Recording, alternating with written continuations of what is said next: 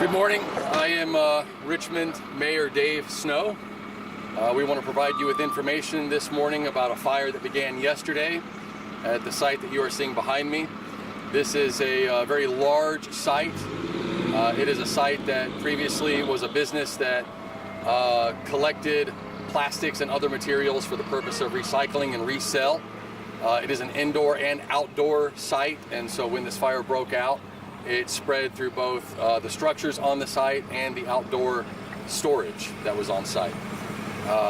We have been working throughout the day yesterday and throughout the overnight to get this fire under control. We have a lot of information to share with you. I have here city, county, and state officials that will each provide you with updates from their respective offices. I want to begin with Richmond Fire Chief Tim Brown to give you an update on the current containment of the fire and next steps in continuing to put the fire down. Good morning. We received the call yesterday afternoon at 1440 to 358 Northwest F Street in reference to a structure fire. Our efforts yesterday were to contain the fire to the complex that the fire started on. We combated the winds and the intensity of the flames. Our efforts were successful. It did not get into the residential area as far as the fire is concerned. It did not get past the complex that it is in, so our efforts there were successful. Today, our plan is to get the excavators in and pull apart and make access to the burning areas. Yesterday, our access was very hampered by the rubbish and the piles of plastic that were surrounding the complex. Yesterday we only had one way in to the entire structure. Today we're going to use excavators to gain access and to get to the deeper seat of the fire. Any questions? Chief, you said that this property was known to you all before, that there were some issues that were cited. Are you able to provide any more details about the nature of those issues? Well, the issue was a unsafe building and unsafe grounds that the city had cited them for. And just to be clear, what does it mean, or what are some of the factors that go into unsafe grounds? I'm going to refer that to the mayor. Okay. So yes, this business owner had previously been cited by our Unsafe Building Commission and given an order to clean up the property. That order was ignored. We had been through a court case over that order. Our unsafe building order was upheld in that court case. We have been through several steps since then to order this particular business owner to clean up this property because we were aware that what was operating here was a fire hazard. So this was a fear for us and why we've taken so many steps to prevent this from happening. That business owner is fully responsible for all of this. We have the unsafe building order and the recorded court documents. And everything that's ensued here, the fire, the damages, the risk that our first responders have taken and the risk the citizens are under are the responsibility of that negligent business owner. Today, my concern is with our first responders and our citizens. But once we get this fire under control, and I'm positive that everyone is safe, we will turn our full attention to continuing that process to hold this person responsible. Mr. Mayor, what were you requiring from this property? Did it need sprinklers? Did you have to remove what did you want from him? There were a list of requirements that included cleanup and other safety measures to prevent this from happening. We will cover all of that once we make sure everyone's safe. I don't want to turn my attention just yet to the litigation behind this. I want to really keep my attention right now on the safety of our first responders and our citizens. Well, we asked this question, Mr. Mayor, because are there others, not only in this city, but other cities where you go to court, you ask for something to happen, and here we are days later, and now you have a disaster on your hand, which then impacts your first responders and your citizens. Are there other properties here in Richmond and maybe across the state that need to be taken action upon? I can't speak to situations in other cities. I don't want to speak on their behalf, but I appreciate that the court upheld our ruling, and so we just wish that the property owner and the business owner would have taken this more serious from day one. This person has been negligent and irresponsible, and it's led to putting a lot of people in danger today. Have you been in contact with that business owner since yesterday? Yes, sir. One of our fire investigators made contact with the business owner last evening, but it's an ongoing investigation, so I'm not going to get into any more of that right now. We don't speak on ongoing investigations, but that contact was made last night. Can you tell us if that person lives here in Richmond? I do not believe they were Richmond residents, but nearby. I'm going to bring up State Fire Marshal Steve Jones to speak from the State Fire Marshal's office. Hello, I'm Steve Jones, the State Fire Marshal for the state of Indiana. I've been here about 18 hours working with Chief Brown and the fire department. This has been a challenging fire just because it's plastics, and from my understanding, whenever they pulled out of the firehouse, they immediately could see they had a substantial fire already. And I just want to, I guess, they did a great job. Is this fire, because of the nature of the contents of the building, was a fast-growing fire. And so they got in, surrounded it, and cut it off from the residential neighborhood, which just speaks volumes of the work that they did yesterday, is getting their troops in, being able to deliver the water where it needed to cut this fire off, because it was going to be a total loss, but it could have grown further than just these buildings here. And so just kudos to the fire department and their efforts and their tactical decisions to cut this fire off. Again, this fire, it takes a lot from the community, the mayor, the street department, emergency management, and a lot of different agencies. And they've done a wonderful job communicating, pulling their team together to deal with this. And currently it's in the short term, but it will go into the longer term, and just being able to pull that together. The other thing I want to cover too is media questions.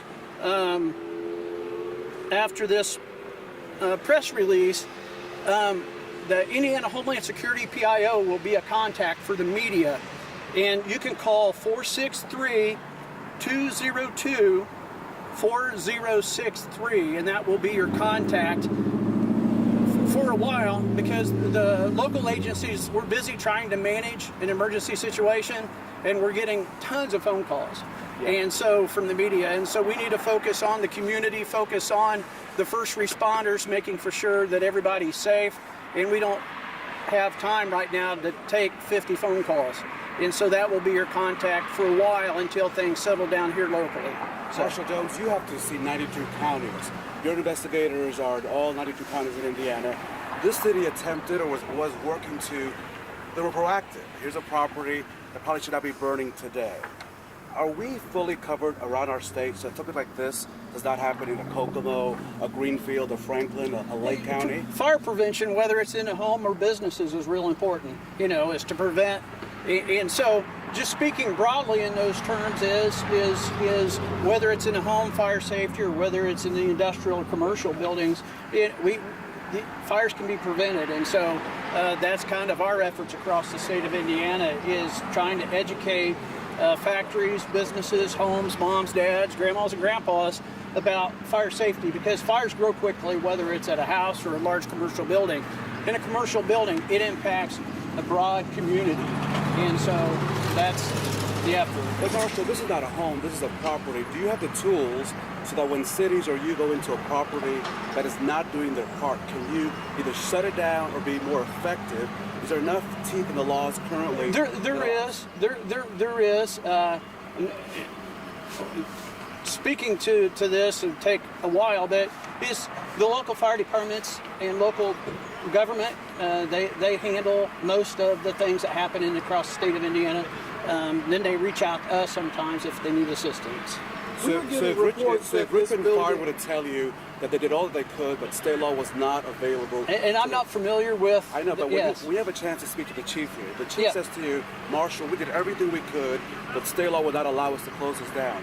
Will you go to the governor and say, Governor, we need to do something better when it comes to these kinds of properties? Yeah, everything in government sometimes is a challenge in trying to make processes and networking with other agencies is something we're constantly working on.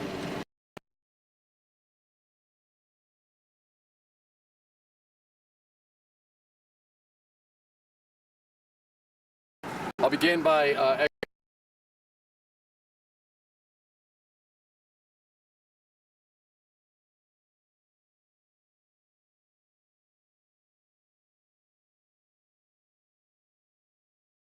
letting it spill over into a nearby residential area. We've had questions asking if we've had any injuries. We have had one minor injury of a firefighter who was treated yesterday. So far, thankfully, that is the only injury we have to report from this fire. Your question was about city ownership of part of this property. Our ownership was part of our due diligence to hold this business owner accountable. And so that was just one further step in us holding this person accountable for what is happening behind me right now. So does the city partially own it, or does the city own it and they're the operator? The city owns a piece of the property that's on fire, but not the entirety of it. We took a portion of it from the business owner in a tax sale to hold that person accountable for this cleanup. They are still accountable for everything on this site, for every bit of the mess on this site. They're responsible for the fire that has happened and all of the damage that's ensued afterward. Now, the neighborhood right behind you, we were over there. The smoke is that way. It smells like tear gas. The evacuation is a half mile. What is the concern for people who want to go home and people beyond that half mile, because the smoke is still going? Your question is perfectly timed. The next person that I want to bring forward is a representative from the EPA. Excuse me, I'll let that get past. I want to bring forward a representative from the EPA, Jason Sewell, who will talk about any possible contaminants and the smoke that is billowing from the site. Good morning. I'm Jason Sewell with U.S. Environmental Protection Agency. Yesterday, the Indiana Department of Environmental Management called and asked for our assistance with monitoring air quality in the area. We arrived with contractors, and we've been collecting measurements and roving locations all over town, all overnight, and we have crews continuing to do so today.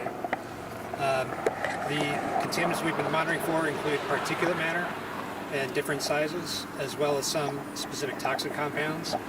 Fortunately, the toxic compounds that we're looking for we're not seeing, but everyone needs to keep in mind that smoke is harmful, and we are seeing smoke in our particulate meters. Yeah, question for you.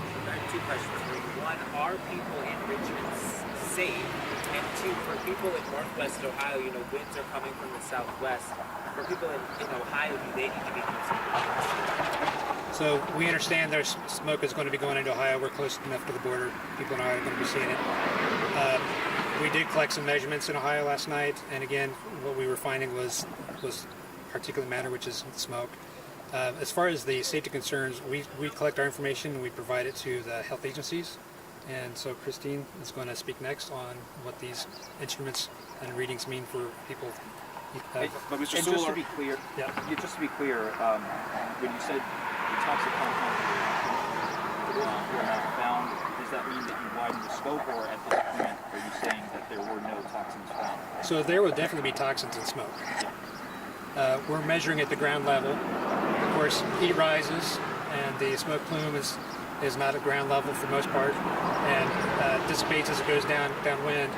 But again, where we were monitoring, we were not monitoring in the evacuation zone for the safety of my workers, but we were monitoring in the shelter-in-place areas and further areas, again, all the way out to New Paris, Ohio. What kind Mr. of Sewell, can toxins you might tell have us you been looking for? what chemicals are you looking for? We talk about toxins. Can Sure. you tell us what they are in basic language, and what can those things It cause? doesn't get basic, but Well, but you do your but best. we're using an instrument that looks for volatile organic compounds. That's a class of compounds that can include things like styrene, and styrene can be put off from the burning of plastic. It can include benzene, which can be included in burning of plastic. We were also using a benzene-specific instrument and didn't see benzene. Are these cancer-causing toxins at their Many of worst? them are. And give me in the spectrum, at the best and the worst, what can these based on the chemicals you're talking about, what is their danger zone? So, questions on what the readings mean for personal health is a health department purview, and we can ask those questions for Christine. Thank you, sir. Sure. Can you explain, as far as, obviously, it's bad to do this in, should people be wearing masks, any precautions that they should take either now, tomorrow, or next week? I'll leave that question to Christine. One question for you. I know you measured now. Obviously, this smoke is still billowing out at a huge rate. Is this something you're going to continue to do? Yes, that's an excellent question, and I'd like to add, as the fire cools down, you're going to have more ground level smoke, and that'll be as important for us to be monitoring as the fire is extinguished as it is during kind of the peak of the fire. So we will stick around. So are you testing every day, every 8 hours, or No, what is that? 24 hours a day. Right now we have people, like I said, roving around with handheld instruments. collecting snapshot readings at various locations, that they will come back and repeat readings at the same locations. Depending on how long the fire goes out, we could actually set up some stationary meters that would measure in place real time until we pick them up. Mr. Sewell, the things that are burning, are these things that will dissipate in the air, or are these the things that will leave a residue on vehicles, countertops, windows, doors, knobs? I wouldn't speculate. We'll have to wait and see as the fire goes what we find. So are those things you will test that for as you move forward, or? I'm not testing like soot on cars, if that's what you're asking. No, what I'm asking is based on the compounds you're looking at. Are these the types of compounds that either burn in the air and then just dissipate because of the heat or the fire, or are these the types of compounds that will stick to the surfaces of vehicles, doors, and those kinds of things? I'm not going to speculate. Okay. Thank you, sir. So we don't have a list of all the things that were burning in that building yet. Okay, they should have had hazmat records. If it's a recycling plant, they need to have some sort of records of everything that they held in that building. So this is a recycling plant. But even still, That's there's my batteries understanding. in there. Maybe they have batteries in there. There's a system for recording what products you would have on hand. And that system goes to the state. It's called a Tier 2 system. Right. And that was discussed last night. And this particular facility, I believe, does not have records on the Tier 2 system. Yeah. Okay. So. Thank you. Mr. Sewell. Thank you, Jason. And one more thing, if you could comment on, if people were to find debris in their yard, you spoke earlier about not mowing over that and being careful how you dispose of that. Yeah, thank you You for could that. speak to that, yes. So, based on the age of the building, it's possible there could be asbestos-containing materials and some debris that would have left the site. So, we understand people are finding debris. Some of the pictures look like they could be melted plastic. Some of the pictures look like they could be roofing material and so forth. So we're going to be collecting a number of samples today and sending it off for analysis. And in the meantime, we would ask that people certainly do not mow the debris. So if you are finding debris in your yard, leave it be until we know more information. Certainly don't mow it up. And there you go. Ms. Stinson, could you talk about what precautions neighbors in this area should be taking right now? Sure. The health department's main concern at this point is the particulate matter, as Jason had talked about. These are very fine particles, and if they're breathed in, can cause all kinds of respiratory problems. Burning of the eyes, tightening of the chest, it could aggravate asthma, it could cause bronchitis and all kinds of things. So we are stressing to the public to honor the evacuation zone. It's for your safety that the evacuation zone is there. And if you can see the smoke, you're in the smoke, get out of the smoke. If there's a reason that you need to go back to your home to get medication, you need to work with our officials on that site so we can safely escort you in and out of this evacuation zone. But any smoke, whether it has, benzene or any of the other compounds that Jason spoke about, is dangerous because of the particulate matter that's in that. And breathing that in and of itself, just the particulate matter, is dangerous for all people, but in particular, people with chronic illnesses, COPD, and the elderly. So we are concerned about that. So, ma'am, at people this be point, is wearing that masks? neighborhood closed, ma'am? Then is that neighborhood? If I live in this neighborhood right where the fire is and smoke, is that shut down? We still are maintaining a half-mile radius surrounding the fire and having the evacuation of that. Should folks be wearing an N95? I know we dealt with this with COVID, right? But what is the best way to manage? People still have to go to work, have to do. Right, life goes on in Richmond. What is the best way to handle this? Absolutely. Masks do filter out particulate matter. When we get into really fine particulate matter, N95s are the type of masks that would be the most protective. But again, I want to reiterate, we want people to stay out of the evacuation zone. Wearing an N95 mask will provide a certain amount of protection, but the best protection you're going to get is to stay out of the smoke.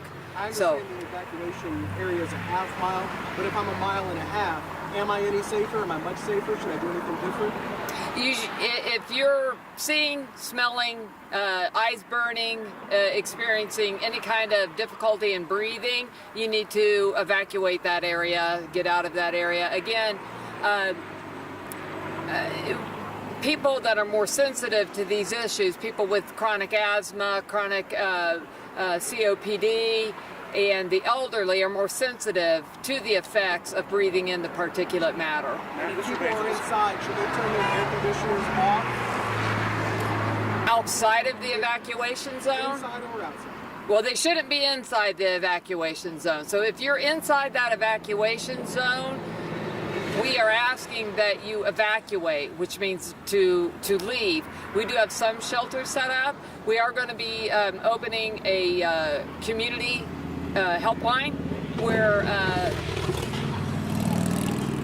if there's any questions that the public has relating to this, they'll be able to call, and the health department will be fielding those questions and directing people to those resources. I know you are with the health department in Wayne County, but obviously the smoke is traveling well into Ohio.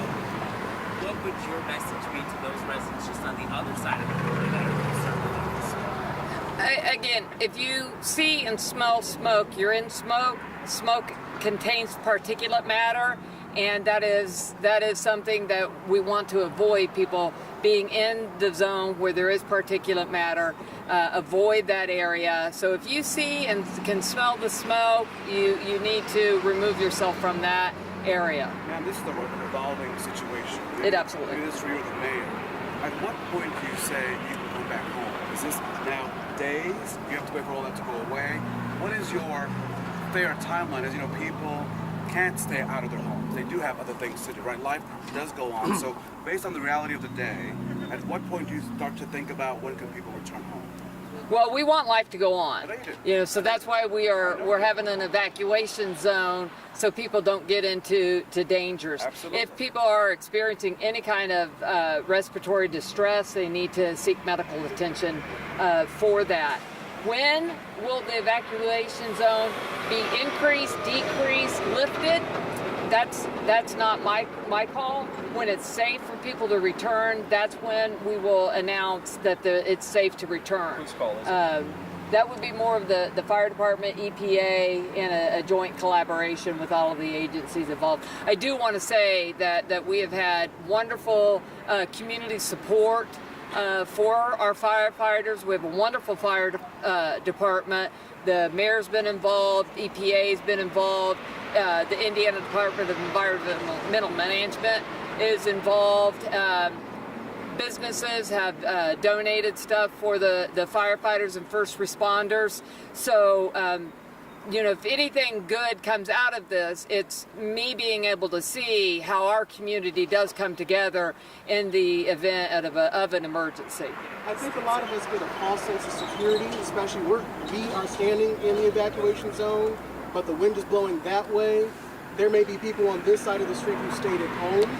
What is your advice to them? Because they're saying, oh, it's blowing that way. I'm 2 blocks away, but it's blowing the other way.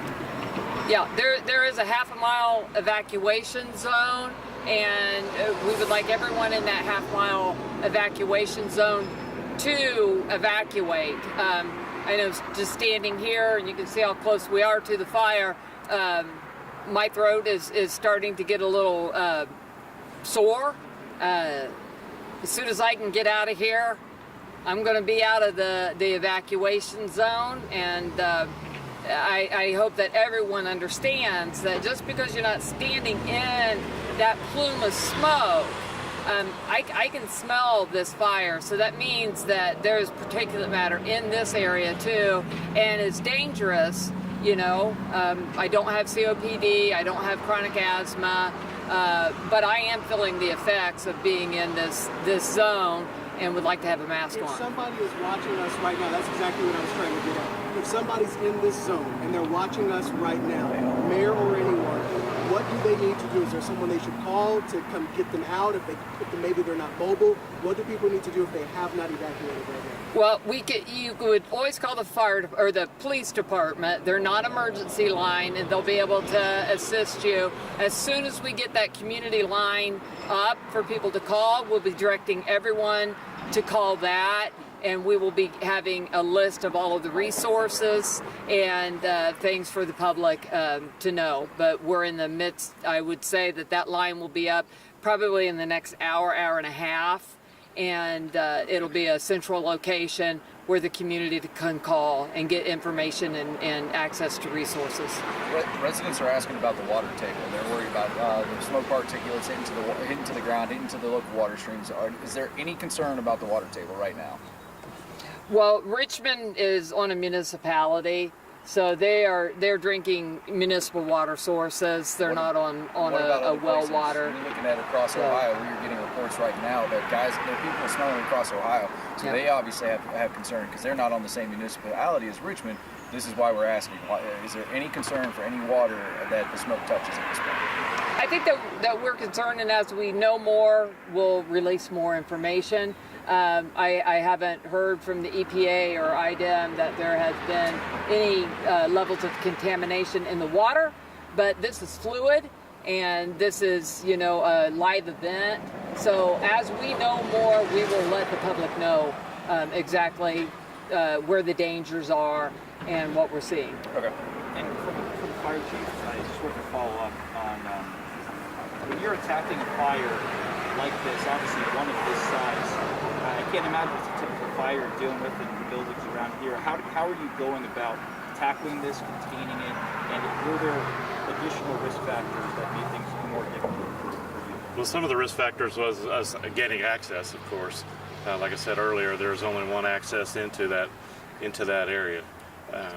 We contained it to that area yesterday afternoon, and we continued that through the night.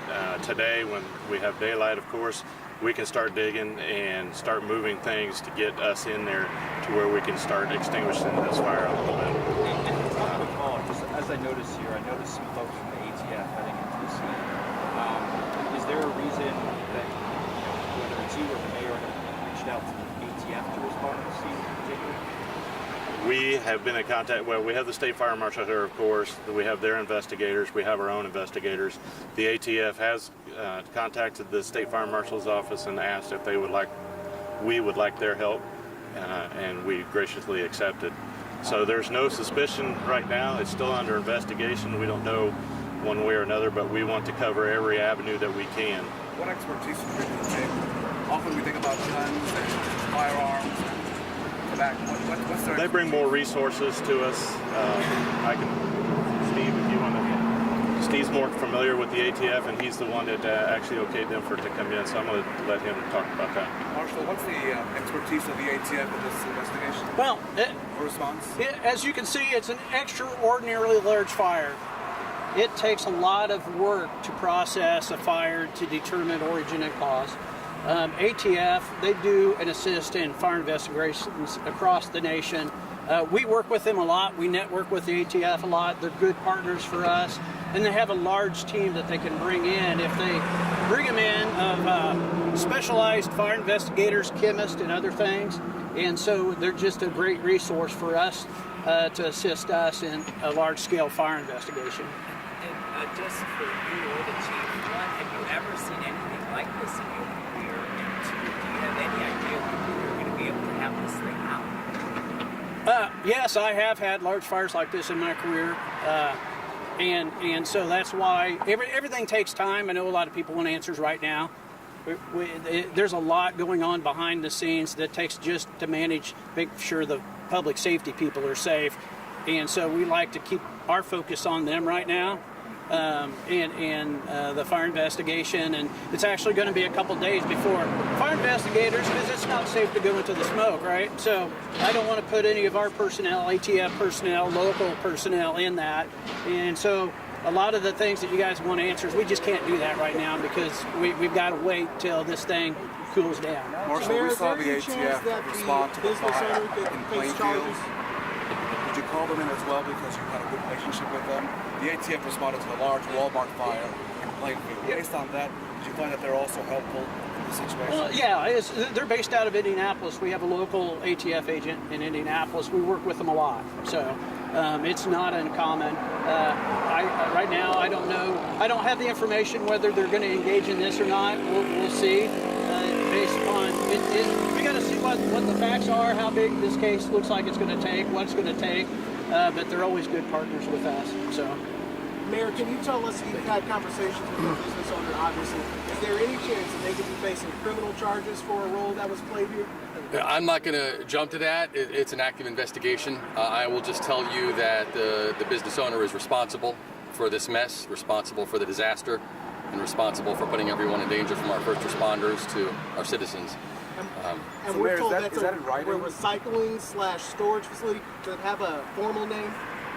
The former name of the business was My Way Trading. That's former. And then what would he currently? Well, that's what the business was operating under when he was doing business on site. And say it one more time. My Way Trading. My Way Trading. Correct. Yes, sir. Mr. Mayor, you said you've communicated with the owner of the property. Have you followed up with a formal letter? Does he understand? How does he know? Well, I want to be clear. I have not personally communicated with the business owner. He was contacted last night by an investigator. I just wanted to be transparent with you about that contact, but I don't want to go into any details about that because it's an ongoing investigation. But would it be fair to say, Mr. Mayor, that at some point your office is this is happening in the city, that there will be some sort of formal communication with this property owner?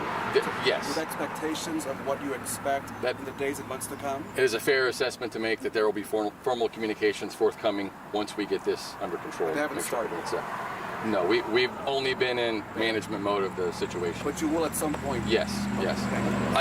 Okay, one more question.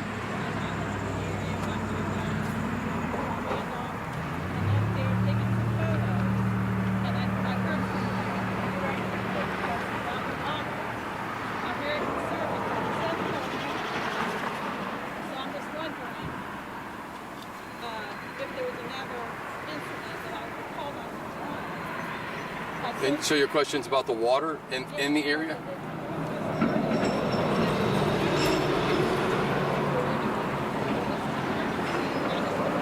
Okay.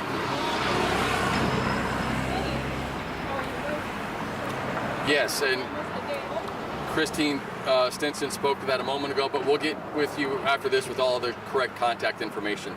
All of the people... Do we have any water reports at this time from the specific? Are you talking about in the evacuation area or outside?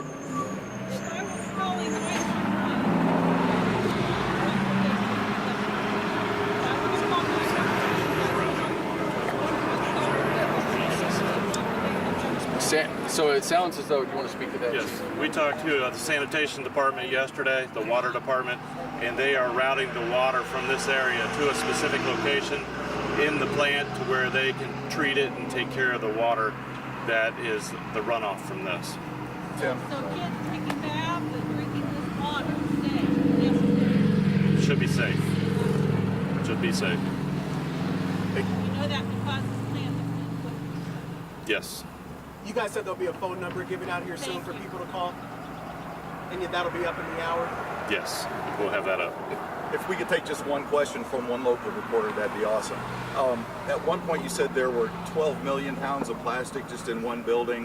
Do you have a feel for the total amount of plastics that's burning? No, the entire complex is either burning or has burned. And we're looking at close to 14 acres worth of plastic that's piled everywhere. There's different piles on the facility. There's semi-trailers that are full of plastic. There are buildings that are full of plastics. So that's what we're dealing with. How much of that 14 acres would you say is burned? Probably, we've estimated 13 and a half. So, like, Citizens have been displaced? I do not have that actual number, no. We heard estimates of 1,000 to 2,000 that have been displaced and going to different areas. The shelters have told us different numbers, so we're trying to get an accurate number of those. Will there be any more press conferences after this? If there are any changes, yes, we'll put that out on the social media and let you know what time and when that'll be. And the number that the state fire marshal provided earlier would be the best one to call Yes. for further updates. And are you, last question for me, are you guys advising schools and everything to stay closed until further notice, or are they making their own calls right now? We as a city government don't advise the schools. They take their assessments from Wayne Emergency Management and the Health Department. They've made their own decisions to close Richmond Community Schools today. They found that to be in their best interest.